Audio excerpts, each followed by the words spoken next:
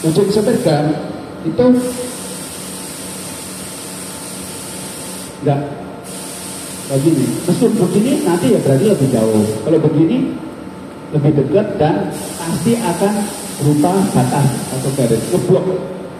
Meskipun catnya sama, hasilnya tidak akan sama. Kalau catnya sama, kalau caranya sama, itu sini putih, sini agak grey, tapi nggak ada batasnya. Artinya catnya memang beda. Mau dicat 10 kali tidak, karena sudah bagus mesinnya. Terus cara memegang spray 90% begini. 90%. Ini nggak ngatur poin, tetapi ini dasar dari belajar cat. Yang benar ada 1 atau 2 yang begini. Memang nggak sempat saya videokan, tapi kalau di dokumentasi pasti ada. Ada yang begini ada. Artinya mereka sudah punya dasar-dasar yang bagus. Enggak. Nah, bedanya apa Pak? Ya kalau ngecat segini oke. Tapi kalau ngecat satu body pasti udah begitu. Nah, kalau udah ngecat segini nggak selesai, kalau ngetir atau itu pasti nanti catnya nggak sama, nggak merata, nggak uniform pasti. Jadi yang benar itu begini. Karena kekuatan di sini. Bapak ingin tahu, kan bapak guru semua. Kalau nggak percaya, murid-murid atau bapak-bapak bawa ember 2 hanya sekilo, dipegang begini dengan 2 jari tengah, jalan dari sini selama sekilo. Kira-kira yang mana? Yang ini atau yang ini? Ini kuat. Tekniknya begitu. Jadi tekniknya begitu. Ini nggak masuk kriteria penilaian, cuma dasar daripada pengecetan. Udah ketahuan. Ini pentingnya pembimbing supaya nanti kalau ngajari yang ininya lebih pas lagi.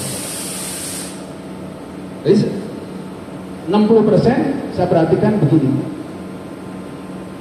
Maksudnya begini, tapi bukan ini ujung dari spray itu harusnya nggak di permukaan ini harusnya. Karena pasti kita ukur mana sebatasnya nggak ketemu, nggak akan ketemu ya, karena batasnya ke sana. Kalau coba berarti kan ke sana ujungnya, ujung cat nggak akan ketemu, ujungnya paling di sini kan udah nggak ada. Nah gitu, logikanya gitu. Paham ya? Jadi ini nggak perlu saya praktekkan semua karena dari dasar-dasarnya. Kemudian untuk tagload 90% udah benar. Penggunaan amplas 80% udah sesuai lah, udah standar. Tapi mungkin karena lomba, karena jam terbang, mungkin ada yang latihan 10 kali, 100 kali, 30 kali, mungkin di sini kaget. Biasanya juri provinsi ada 1 juri nasional, mungkin jadi boti juga atau ditonton orang seperti itu. Kemudian untuk trik pemilihan calon kompetitor, mungkin saya kasih, bukan harus begitu ya, tapi pengalaman saya. Kalau milih, jangan milih yang pinter, dari pinter dulu, tapi dari yang mental juara. Mental juara itu gini, maksudnya pinter itu pinter dalam arti kerja nyata di bengkel. Kalau pinter kerja nyata itu tidak melihat proses, tidak ini mental, tetapi hasil akhir. Hasil akhir murah, cepat, irit, nggak dibayar. Itu yang disukai perusahaan dan customer. Tapi di sini proses, karena namanya lomba itu berarti mendidik cara yang benar. 90% itu proses di sini, proses yang dinilai. Dan mental itu gini, ada 3 calon nih, 3 kandidat. Yang satu sudah latihan 3 bulan, yang satu belum, yang satu 2 bulan, yang 3 bulan udah bisa ngecat, bisa nembur. Yang satu belum, tapi giliran dikasih coba cara nembur, oh lulus. Coba nanti kalau ada masalah pas di tengah jalan dia tenang, nggak panik. Itu artinya mental juara. Meskipun dalam keadaan ini dia nggak akan panik.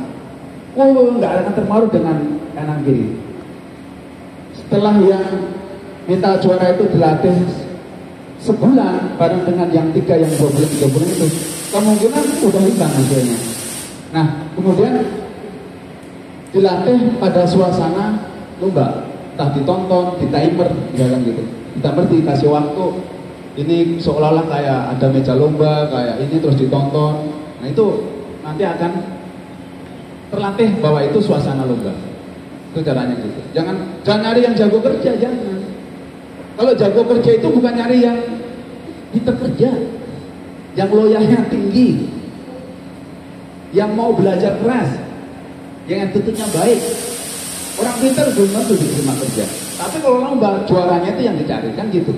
Artinya apa? Pemilihannya itu ada nggak 100% persis, nggak 100%. Yang juara sama nasional cuma 1, yang sekolah itu ribuan. Nggak mungkin nggak bisa kerja semua, bisa, jago mungkin. Makanya tidak melulu bahwa yang juara itu pasti jago kerja, atau yang jago kerja bisa aja nggak juara kalau dilombakan, tapi pintar kerja. Ini dari standar aplikasi ya. Nah, mau saya kasih tahu bahwa yang kita lombakan pada hari ini atau kemarin itu kurang lebih 15% dari yang dilakukan di WSC. Sekitar 15%. Belum semua, belum. Karena kita baru perkenalan. Carpenting itu baru mau sekali kan nasionalnya untuk yang dari. Mungkin tahun depan, mungkin bukan tahun ini. Kalau tahun ini nasional nanti rencana Juli baru mau diupload di webnya Puskesmas atau Dinas. Nanti ada 4 tes project, yaitu 1 standar aplikasi, yang kedua masking, yang ketiga polesing dan teori untuk tahun ini. Jadi saya kasih tahu dulu, siapapun yang mewakili Jawa Tengah siap-siap tuh. Kebetulan masking tahun kemarin tidak dilombakan, sebelumnya dilombakan. Polesing sebelumnya dilombakan, nasional tahun kemarin dilombakan. Jadi sudah mewakili. Itu dari sisi persiapan muka untuk standar aplikasi. Ada yang mau ditanyakan? Sementara ini silakan. Ada yang mau ditanyakan enggak? Mumpung di sini gratis. Kalau udah kembali ke sekolah ulang, undang saya. Ya kalau ada duit sih, you know. Kalau WA masih aman, gratis. Silakan monggo.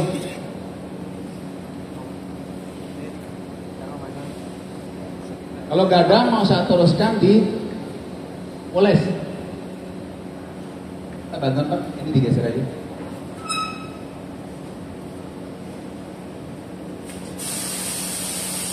Nanti Poles.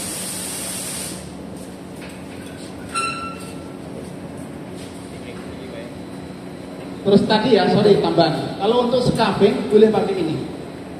Kalau survesor pakai ini.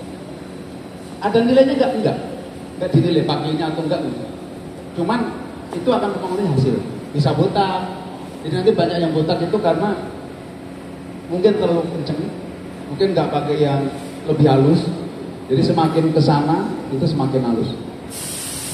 Nah untuk apa namanya? Poles itu untuk saat ini atau nasional nanti, anggap aja ini mobilnya customer. Mobil customer itu kita nggak tahu ada apa di jet. Jadi yang paling penting, yang paling utama dicek. Jangan lupa semprot angin. Selain APD ya, kemudian di degreaser. Karena di poles itu kalau ada minyak nggak akan hilang di poles, akan bermasalah. Kemudian APD jangan lupa. Nah, poles minimal amplasnya 1.500 minimal. Jadi kalau tadi mulai dari mupasca, kemudian dempul, amplas dempul, survesor, scafing sampai mau di tuh, nah kan scafingnya bisa 1.000, 1.200, 1.500. Nah poles itu 1.500. Nah kalau leleh Pak, leleh itu kan cacat. Lelehnya seberapa? Ya kalau kecil ya Pak, di bengkel kalau leleh malah dikepul. Itu teknik supaya tidak kena kanan kirinya. Tapi itu kan cacat, daripada diulang lagi. kalau nggak cacat, pengertian cacat itu bukan lele, hanya kotoran. Kotoran pun yang di atas. Nah, ada yang nanya, blok buat apa Pak? Blok karet, rubber block itu untuk amplas. Kalau misalkan ada sip atau kotoran atau apa gitu. Setelah itu amplas 2000, 2500, 3000. Kalau di luar negeri sampai 6000. Kebetulan yang ada di Indonesia baru 3000. Setelah diamplas, pengalaman saya kalau ngamplas poles pakai ini itu jauh lebih bagus hasilnya, nggak ada baret-baret.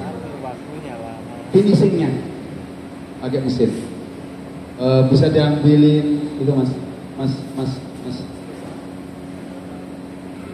yang 2000 atau 3000 ada yang muter kayak gini, ada nggak?